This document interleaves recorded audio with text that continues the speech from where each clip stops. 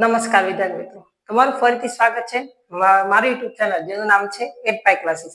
આપણે આગળના વિડીયોમાં ઘટનાના પ્રકાર અને સંભાવના કઈ રીતે શોધાય તેનું સૂત્રોની વાત કરી. આજે આપણે કુલ પરિણામો કઈ રીતે મળે એની વાત કરવાના છીએ. જેમ કે આપણે જાણીએ છીએ કે એક સિક્કાને ઉછાળતા આપણને બે પરિણામ મળે. સિક્કાને એકવાર ઉછાળતા કેટલા? બે પરિણામ મળે. એક તો છે કાંટો, એક તો છે છાપો અને બીજો છે કાંટો. બરાબર? એવી રીતે આ સિક્કાને જો મેં બીજી વાર ઉછાળું તો આ સિક્કાને બીજી વાર ઉછાળતા મને 2 નો વર્ગ એટલે કે 4 પરિણામ મળે છે. એવી રીતે આ સિક્કાને 3 વાર ઉછાળતા મને 2 નો ઘન એટલે કે 8 પરિણામ મળે છે. એવી રીતે જો આ સિક્કાને મેં વારંવાર ઉછાળ્યો, સપોઝ કે આ સિક્કાને n વાર ઉછાળ્યો તો એના પરિણામ મને 2 ની n ઘાત મળશે. તેવી રીતે તમે સાપસીડી રમવાનો પાસો તો જોઈ જશે, જેના પર 1 થી 6 આંકડા લખેલા છે. 1 2 3 4 5 અને 6. બરાબર?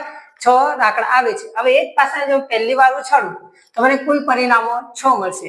જો મેં એક પાસાને 2 વાર ઉછાળું તો મને કુલ પરિણામો 36 મળશે. એવી રીતે જો મેં પાસાને 3 વાર ઉછાળું તો મને કુલ પરિણામ 216 મળશે. અને આ જ પાસાને જો મેં n વખત ઉછાળું તો મને કુલ પરિણામ 6 ની n ઘાત મળશે. આપણે અત્યારે જોયું કે એક સિક્કાને એક વાર ઉછાળતા મળતા 2 પરિણામ મળે, 2 વાર ઉછાળતા 4 પરિણામ અને 3 વાર ઉછાળતા 8 પરિણામ મળે. તો એ પરિણામો કયા કયા છે ચાલો જોઈ લઈએ.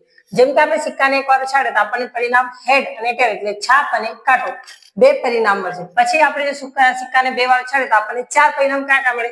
પહેલી વાર છાપ, બીજી વાર કાંટો, પહેલી વાર છાપ, બીજી વાર છાપ, પહેલી વાર કાંટો, બીજી વાર છાપ અને બંને વાર છાપ.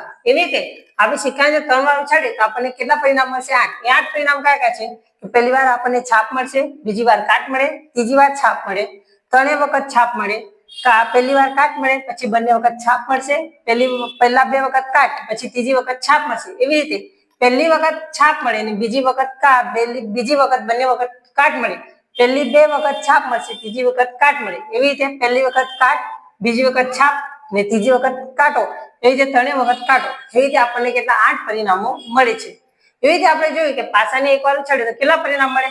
આપણે પાસાને ઉછાળીએ તો પાસા પર 6 આંકડા છે, જેમ કે 1 2 3 4 અને 5 અને 6. આ 6 આંકડા મળશે. પણ જ્યારે આપણે પાસાને 2 વાર ઉછાળીએ તો ત્યારે આપણને કેટલા 36 પરિણામો મળે છે.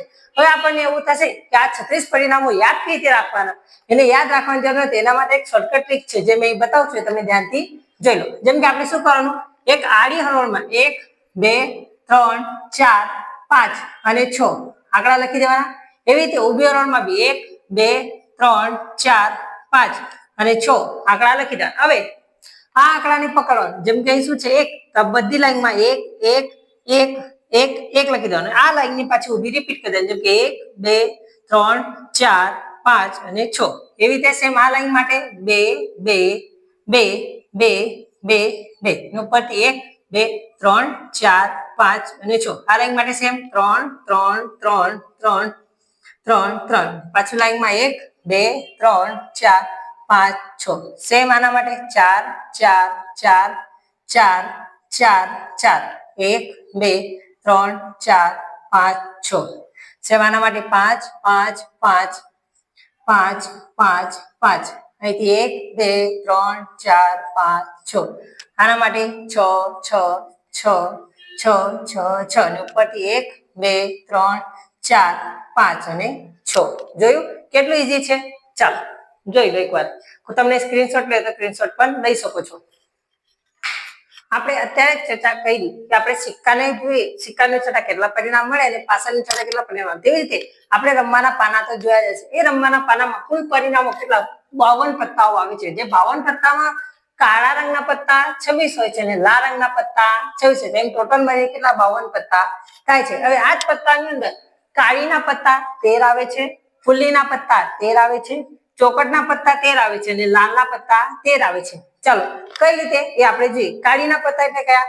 આ પત્તાને કાળીનું પત્તું કહેવામાં આવે છે. તેવી રીતે આ પત્તાને ફુલ્લીનું પત્તું કહેવામાં આવે છે. તેવી રીતે આ પત્તાને ચોકટનું પત્તું કહેવામાં આવે છે. તેવી રીતે આ પત્તાને લાલનું પત્તું કહેવામાં આવે છે.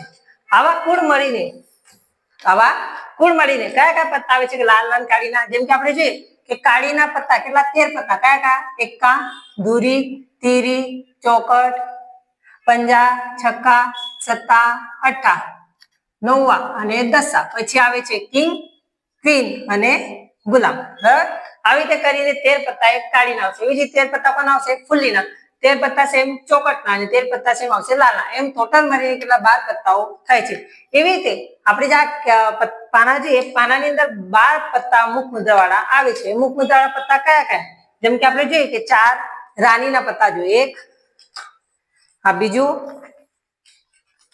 આ ત્રીજું ને આ ચોથું. એવી રીતે 4 પત્તા આવશે ગુલામના. જુઓ, પહેલું, બીજું, ત્રીજું ને ચોથું. એવી રીતે આવશે 4 રાજાના.